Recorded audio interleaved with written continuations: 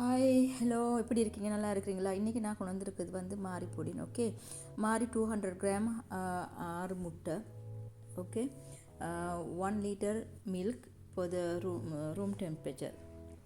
அதோட vanilla essence எடுத்துக்கங்க 3 spoon vanilla essence 3 spoon. 200 gram நான் எடுத்திருக்கேன் சுகர் வந்து அது நீங்கள் உங்களுக்கு பார்த்து போட்டுக்கோங்க, உங்களுக்கு இனிப்பு எப்படின்னு சொல்லி. ஓகேவா?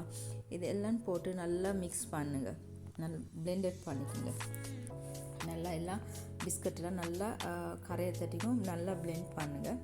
பிளெண்ட் பண்ணிவிட்டு இதை எடுத்து நம்ம ஓரமாக இப்போ வச்சுக்க போகிறோம்.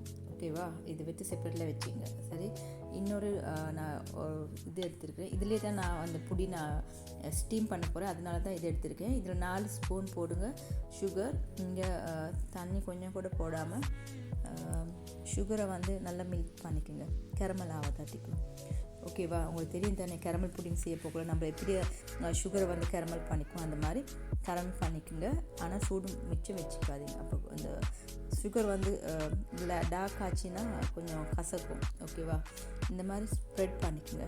ஓகே, அது கூல் டவுன் ஆகணும் பிற்பாடு, கொஞ்சம் கூல் ஆகணும், சுட போட்டுறாதீங்க. கூல் ஆகணும் பிற்பாடு நீங்கள் எடுத்துகிட்டு நம்ம செஞ்சு வச்ச மிக்சர் இருக்குது தானே, அதை எடுத்து இதில் ஊற்றிட்டு நான் இப்போ இதை ஸ்டீம் பண்ணிக்க போகிறேன். ஆனால் நான் ஸ்டீம் பண்ணிக்க போகிறது 45 மினிட் 50 மினிட்குள்ளே நான் இதை அவிச்சு எடுத்துக்க போகிறேன். ஓகேவா?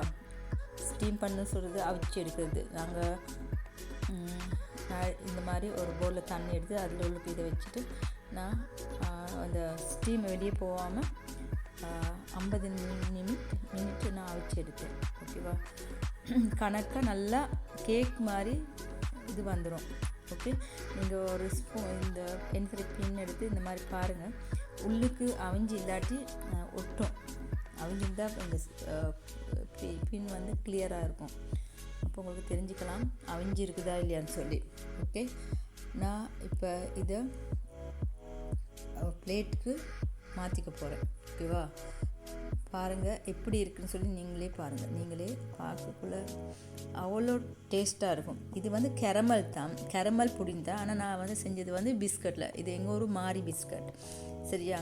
மாரி பிஸ்கட் இங்கேயும் கிடைக்கும்னு நினைக்கிறேன். இது மாரி பிஸ்கட். அந்த பிஸ்கட் வந்து அவ்வளோ இனிக்காது, நல்லா டேஸ்ட். இந்த நானாக சரியான விருப்பப்பட்டு சாப்பிட்ற ஒரு பிஸ்கட் தான் மாரி பிஸ்கட். செஞ்சு பாருங்கள், செஞ்சு பார்த்து கமெண்ட்ஸ் கொடுங்க. இந்த யூடியூப் சேனலுக்கு எனக்கு சப்ஸ்கிரைப் பண்ணுங்கள்.